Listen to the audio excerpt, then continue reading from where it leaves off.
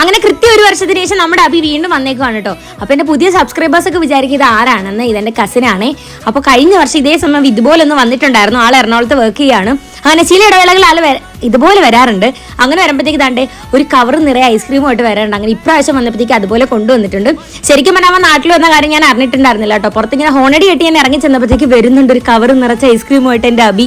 കഴിഞ്ഞ വർഷം ഇതേ സമയം തന്നെയാണ് അവൻ ഇതുപോലെ ഒരു കവർ നിറയെ ഐസ്ക്രീമായിട്ട് വന്നിട്ടുണ്ടായിരുന്നത്. കാരണം അവന് എൻ്റെ സ്വഭാവം നന്നായിട്ട് അറിയാം. അതുകൊണ്ടാണ് ഇത്ര ഐസ്ക്രീമായിട്ട് വന്നിട്ടുണ്ട്. ഇതൊക്കെ എപ്പോൾ കഴിച്ച് തീർക്കുമെന്നായിരുന്നു എൻ്റെ ടെൻഷൻ. പക്ഷേ ചുമ്മാതായിരുന്നു കേട്ടോ. ഒറ്റ ദിവസം കൊണ്ട് ഇത് മൊത്തം തീർന്നു. ആരെങ്കിലും പറഞ്ഞാൽ വിശ്വസിക്കും. പിന്നെ മാംഗോ ബാർ വലിയ ഇഷ്ടമല്ലെങ്കിൽ അതിനകത്ത് ഐസ്ക്രീം ഉള്ളതുകൊണ്ട് ഞാൻ എല്ലാവരോടും പറഞ്ഞിട്ടുണ്ടായിരുന്നു ഒരു 2 എണ്ണം എനിക്ക് മാറ്റി വെച്ചിട്ട് ബാക്കി എൻ്റെ അകത്ത് വെച്ചേക്കാണ്. എൻ്റെ ഫേവറേറ്റ് എപ്പോഴും കോൺ ഐസ്ക്രീം തന്നെയാണ് കേട്ടോ. അതുകൊണ്ട് അതിൽ നിന്ന് 1 എണ്ണം തരത്തിലും ഞാൻ എല്ലാവരോടും പറഞ്ഞിട്ടുണ്ടായിരുന്നു. ഇപ്പോൾ എനിക്ക് ഓർമ്മ വന്നത് എന്താണെന്ന് വെച്ചാൽ പണ്ട് 10 രൂപയ്ക്കൊക്കെ കോൺ ഐസ്ക്രീം വാങ്ങിച്ചൊരു കാലം ഉണ്ടായിരുന്നില്ല. അതൊക്കെ ഒരു കാലം. പിന്നെ ഈ കയ്യിലൊതുങ്ങാത്ത ഐസ്ക്രീം എല്ലാം വാരി പിടിച്ച് വെച്ചേക്കുന്നതിൻ്റെ ഉദ്ദേശം എന്താണെന്ന് വെച്ചാൽ ഇതെല്ലാം ആരംഭിൽ കാണാതെ ഓരോരോ സെക്ഷനിലായിട്ട് ഒളിപ്പിച്ച് വെക്കണം. അതാണ് ഇനി എൻ്റെ മെയിൻ ലക്ഷ്യം.